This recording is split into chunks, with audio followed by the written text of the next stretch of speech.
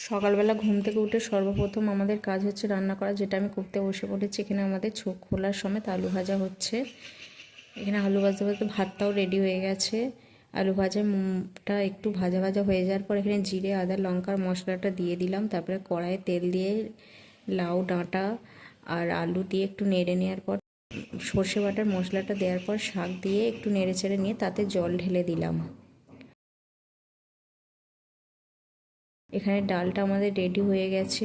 এখানে শাক কড়াইয়ে সর্ষের তেল দেওয়ার পর পাঁচফোড়ন দিয়ে আগে থেকে সেদ্ধ করে রাখা লাউ শাকের এটা তাতে দিয়ে চাপা দিয়ে দিল। আমাদের হচ্ছে লঙ্কা পোস্ত। এখানে পোস্তটা আগে থেকে বেটে দিয়েছে মা। এখানে লঙ্কাটা ভাজা হয়ে যাওয়ার পর পোস্তটা তাতে দিয়ে দিল, দিয়ে স্বাদ অনুযায়ী একটু নুন দিয়ে তাতে একটু জল ঢেলে দিল। যে মা এখানে রান্না করছিল তারই একটা ভিডিও করলাম। রান্নার শেষে চা করলাম, আমার জন্য লিকার চা, বাপি ও মায়ের জন্য দুধ চা।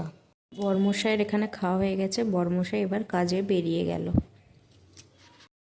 তারপরে আমি চলে এলাম আমার ওপরে ঘর গুছানোর জন্য। বিছানাটা যা হাল করে রেখে গেছে কি বলবো আর। প্রথমে বরমশাই জামা প্যান্টগুলো গুছিয়ে নেওয়ার পর বিছানার কম্বল টম্বল যা গায়ে দিয়ে শুয়েছিল গুছিয়ে নিয়ে বিছানাটা আমি একটু ভালো করে পরিষ্কার করে নিচ্ছি এখানে।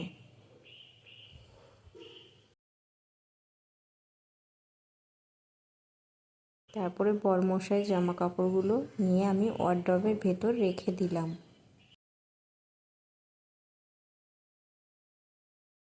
তারপরে চলে গেলাম নিচে মুড়ি খাওয়ার জন্য। এখানে খাওয়ার জন্য চানাচুর শসা ও আলুর তরকারি ছিল। মা আর আমি দুজন মিলে মুড়ি খেয়ে নিলাম।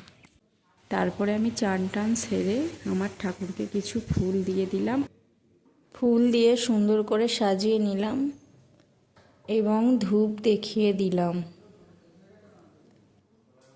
তারপরে খাওয়া দাওয়া করলাম। আজকে সারাদিন যা যা করলাম সব কিছুই দেখালাম এই ব্লগটার মাধ্যমে।